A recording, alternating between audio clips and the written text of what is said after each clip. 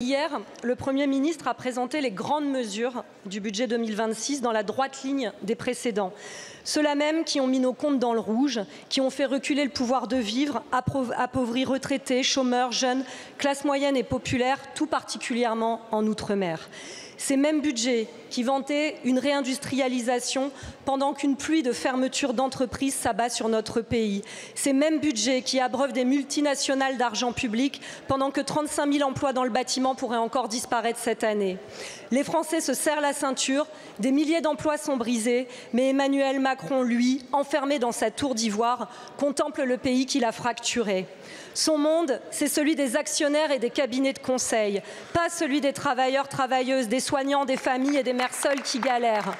Votre budget, c'est sa politique. Vous osez présenter une taxe sur le patrimoine financier comme une mesure de justice, mais en excluant les titres d'entreprise, vous épargnez plus de 95% de la fortune des milliardaires. Bernard Arnault peut dormir sur ses deux oreilles.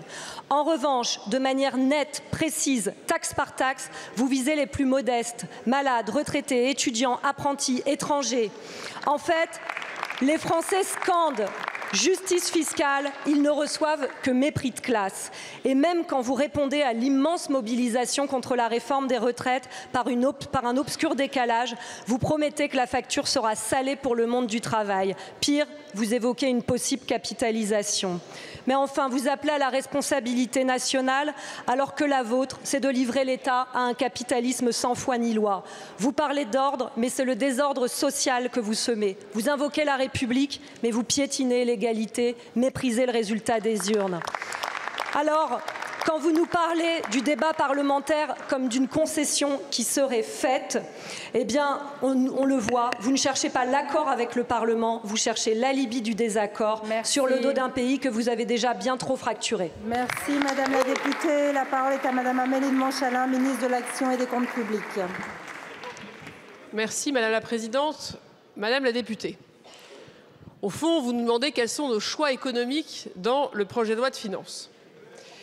Mais avant de répondre à votre question, si vous nous posez la question, c'est déjà parce qu'il y a devant vous un Premier ministre, un gouvernement, qui a déposé un texte et qui ouvre un débat.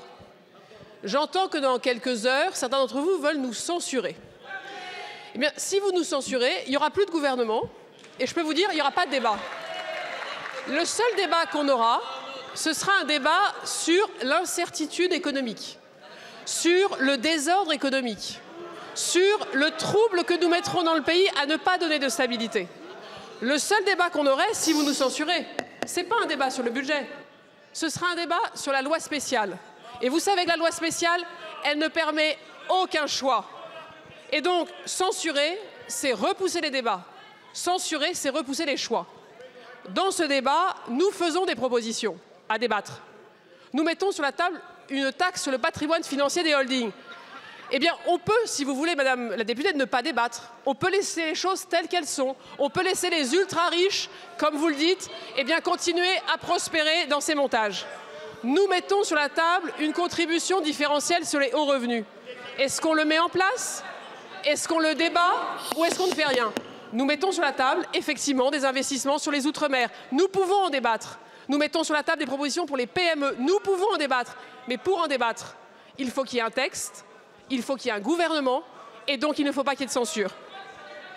Merci beaucoup.